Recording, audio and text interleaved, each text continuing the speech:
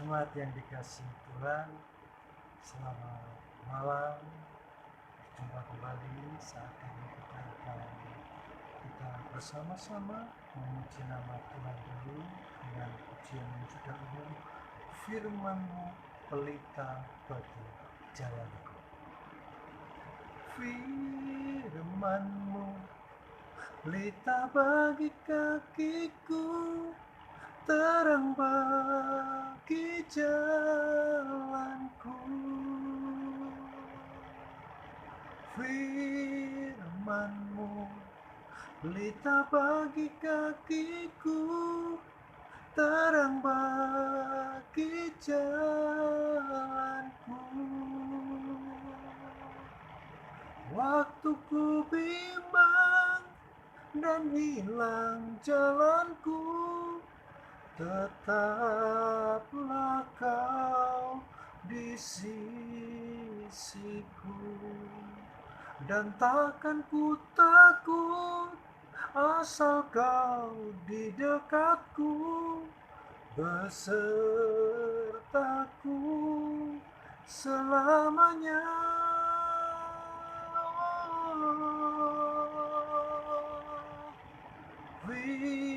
Firman-Mu pelita bagi kakiku, terang bagi jalanku.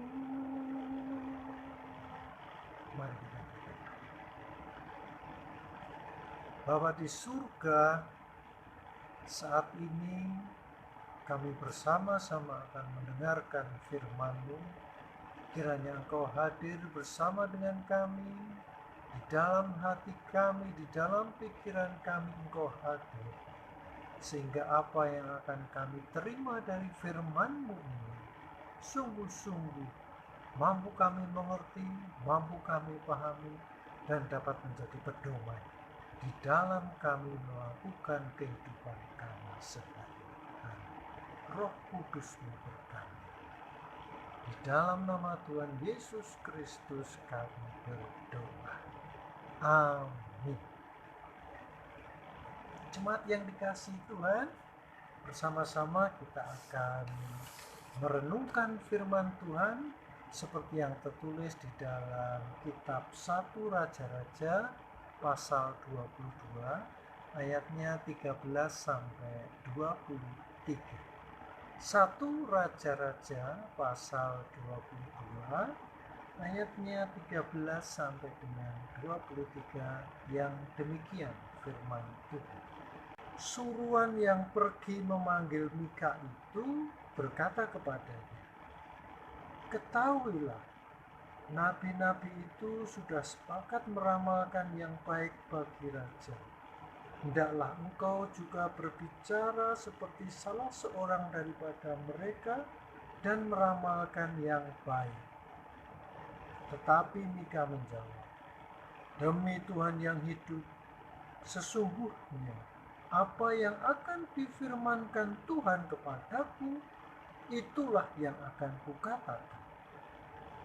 Setelah itu sampai kepada raja, bertanyalah raja kepadanya, "Mika, apakah kami boleh pergi berperang melawan Ramot Gilead, atau kami membatalkannya?" Jawab Mika kepada raja, "Majulah dan engkau akan beruntung, sebab Tuhan akan menyerahkannya ke dalam tangan raja." Tetapi raja berkata kepadanya, "Sampai berapa kali aku menyuruh engkau bersumpah, supaya engkau mengatakan kepadaku tidak lain dari kebenaran demi nama Tuhan?" Lalu jawabnya, "Telah kulihat seluruh Israel bercerai-berai di gunung-gunung seperti domba-domba yang tidak mempunyai gembala. Sebab itu Tuhan berfirman, mereka ini tidak punya tuan. Baiklah masing-masing pulang ke rumahnya dengan selamat." Kemudian Raja Israel berkata kepada Yosafat, bukankah telah kukatakan kepadamu, tidak pernah ia bernubuat yang baik tentang aku, melainkan hanya malapetaka, kata Mika. Sebab itu dengarkanlah firman Tuhan. Aku telah melihat Tuhan sedang duduk di atas tahtanya, dan segenap tentara surga berdiri di dekatnya, di sebelah kanannya dan di sebelah kirinya. Dan Tuhan berfirman, siapakah yang akan membujuk Ahab untuk maju berperang, supaya ia tewas di Ramut Gilead? Maka yang seorang berkata begini, yang lain berkata begitu. Kemudian tampillah sesuatu roh, lalu berdiri di hadapan Tuhan. Ia berkata, aku ini akan membujuknya. Tuhan berkata kepadanya, dengan apa? Jawabnya, aku akan keluar dan menjadi roh dusta dalam mulut semua nabi. Ia berfirman, biarlah engkau membujuknya, dan engkau akan berhasil pula. Keluarlah dan perbuatlah demikian.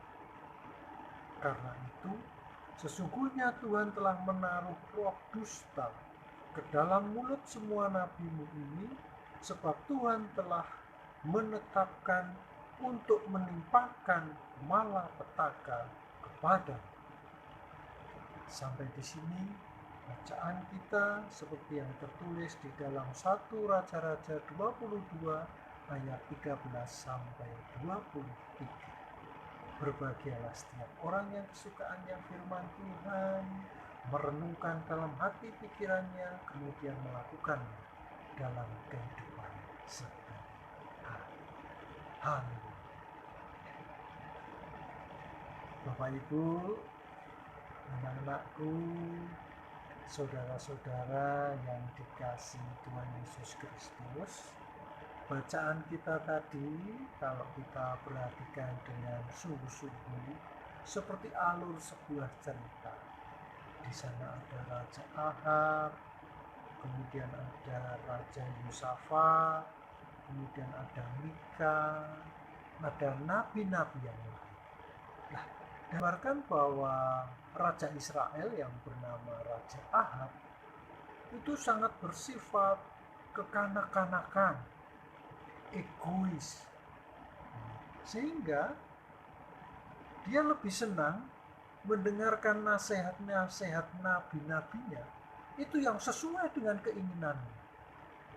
Kalau tidak sesuai, dia akan gerundel dia. Kalau nggak cocok, wah, nabi ini kok saya suruh bernubuat sesuai keinginanku kok nggak mau. Salah satu nabi yang tidak hanya menuruti Raja Ahab itu adalah Nabi Mika. Sangat jelas dari bacaan tadi bahwa Nabi Mika hanya mau menyampaikan apa yang difirmankan Tuhan. Coba kita ulangi ayat yang 14. Tetapi Mika menjawab, demi Tuhan yang hidup, sesungguhnya apa yang akan difirmankan Tuhan kepadamu, itulah yang akan kukatakan. Nabi Mika sangat teguh. Apa yang difirmankan Tuhan, itu yang akan dikatakan kepada Raja Ahab, walaupun itu pahit. Walaupun itu pahit. Diceritakan tadi, Raja Mika menjelaskan bahwa bangsa Israel nanti akan tercerai-berai di gurun-gurun. Dan mendengarkan itu, hati Raja Ahab sangat tidak senang. sangat tidak senang. Bahkan dia gerundel-gerundel, gedur-gedur dengan Raja Yehuda yang bernama Yosafat, yang bernama Yosafat. Bener kan? Nabi Mika ini tidak pernah bernubuatkan yang baik untukku, tapi selalu bernubuatkan yang tidak baik. Itu yang dirasakan oleh Raja Ahab. Jadi dia merasa yang disampaikan Nabi Mika itu selalu bertentangan dengan keinginannya. Itulah dari kisah ini. Padahal kalau kita mau mencermati, ternyata nabi-nabi lain yang hanya mengatakan apa yang sesuai dengan keinginan Raja Ahab itu sebetulnya sedang menjerumuskan Raja Ahab ke dalam malapetaka. Seperti yang tertulis di dalam ayat 22 sampai 23 tadi. 23. Saya akan mengulang ayat 23. Karena itu, sesungguhnya Tuhan telah menaruh roh dusta ke dalam mulut semua nabimu ini, sebab Tuhan telah menetapkan untuk menimpakan malapetaka kepadamu. Dari kisah ini kita bisa melihat bagaimana Raja Ahab yang sangat egois, kekanak-kanakan, inginnya mendengar segala sesuatu yang sesuai dengan keinginannya. Di satu sisi ada Raja Ahab, Nabi Mika, yang hanya mau mengatakan apa yang difirmankan Tuhan walaupun itu pahit. Bapak Ibu dan saudara yang dikasihi Tuhan Yesus Kristus, lalu apa yang kita pelajari dari bacaan ini? Apa yang bisa kita ambil benang merah? Yang pertama, beranilah mengatakan benar walaupun itu harus pahit. Beranilah mengatakan benar walaupun itu pahit. Jangan seperti Raja Ahab yang sangat egois, inginnya hanya mendengarkan sesuatu yang sesuai dengan keinginannya, sehingga dia lebih senang mendengarkan nabi-nabi yang harus berbohong hanya untuk menyenangkan dirinya, walaupun itu sebetulnya sedang menyerumuskan dia ke dalam malapetaka. Itu beberapa jemaat yang dikasih Tuhan Yesus Kristus. Dalam kehidupan sehari-hari ini, seringkali kita juga bisa jatuh dalam kondisi seperti Raja Ahab kalau tidak berhati-hati. Mungkin di dalam pelayanan, ada yang duduk di majelisan, memilih sahabat majelis pun memilih yang sesuai dengan keinginannya. Kalau tidak sesuai, mulai muncul tidak senang, egonya muncul, egoismenya muncul, mementingkan diri sendiri, seperti Raja Ahab.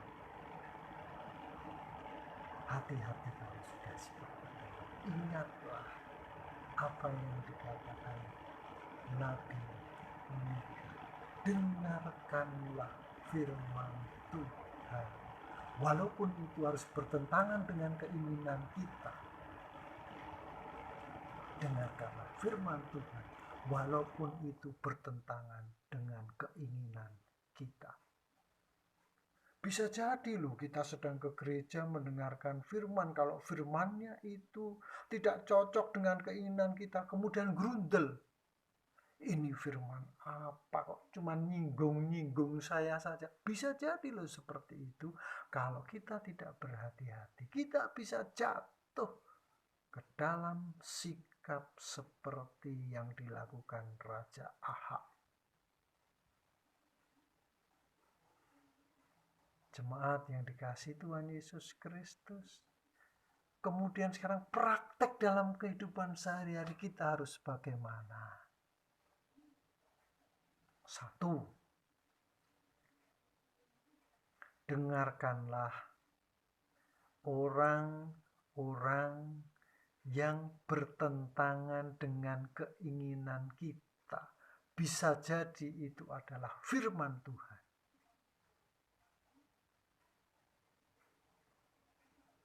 Bersahabatlah dengan orang-orang yang berani memberikan masukan kepada kita, yang berani mengkritik kita. Jangan seperti Raja Ahab. Dia hanya mau berteman dengan yang sesuai dengan keinginannya. Hati-hati, bisa jadi itu menjerumuskan kita ke dalam malapetaka. Itu yang pertama. Kita buang egoisme kita. Kita buang keinginan pribadi kita. Dengarkanlah firman Tuhan. Yang kedua, contohlah Nabi Mika. Berani mengatakan yang benar walaupun itu tidak sesuai dengan keinginan Raja Ahab. Seringkali kita harus mengatakan benar itu walaupun pahit rasanya. Beranilah mengatakan yang benar walaupun pahit rasanya. Supaya bisa mengatakan yang benar, apa yang harus kita lakukan? Saya punya ilustrasi. Seperti orang mau menggunakan piring untuk makan. Apa yang dilakukan? Biasanya orang kalau mau makan, melihat piring, apa yang dia lihat? Apakah piringnya sudah bersih? Pasti dia lihat dulu, amati dulu, piringnya sudah bersih belum. Dia melihat kotoran sedikit saja di dalam piring itu, pasti dia akan mengambil lap atau tisu untuk membersihkan piring itu. Setelah pasti piring itu bersih, baru dia menggunakan piring itu mengambil nasi, sayur, lauk, dan seterusnya. Begitu juga dengan kita. Sebelum kita menyampaikan melalui kata-kata kita, sebelum kita berbuat sesuatu dalam tindakan-tindakan kita, lihatlah hati kita, lihatlah pikiran kita, apakah ada kotoran-kotoran walaupun kecil. Kotoran itu bisa jadi rasa tidak senang. Kotoran itu mungkin berupa kejengkelan, kebencian, amarah. Bersihkan itu semua dulu. Jadi sebelum kita berucap, bertindak, bersihkan dulu hati pikiran kita dari rasa iri, tidak senang, tidak suka. Bersihkan itu semua. Setelah bersih, hati bersih, pikiran bersih, baru sampaikanlah ucapan-ucapan kita. Bertindaklah sesuai dengan firman Tuhan. Seperti yang disampaikan oleh Mika. Dua hal ini saja bisa kita lakukan. Yang pertama tadi, hilangkan ego kita, kendalikan ego kita, kuasai diri kita dari sikap kekanak-kanakan kita, sikap mementingkan diri sendiri. Yang kedua, bersihkan hati pikiran kita sebelum kita berucap dan bertindak. Tuhan memberkati kita semuanya, dan selamat malam. Amin. Mari kita berdoa. Bapa di surga, kembali kami menghadap kehadirat-Mu mengucapkan syukur dan terima kasih karena malam hari ini Engkau memberikan firman kepada kami yang luar biasa. Ajarlah kami untuk mampu meneladani Nabi Mika, berani menyampaikan apa yang benar sesuai dengan kehendak-Mu, dengan hati yang bersih, pikiran yang bersih.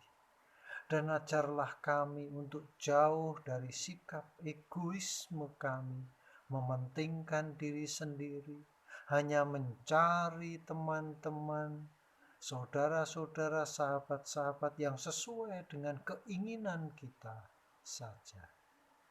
Tuntunlah kami Tuhan, Roh Kudus-Mu berkarya. Di dalam nama Yesus Kristus kami berdoa. Amin.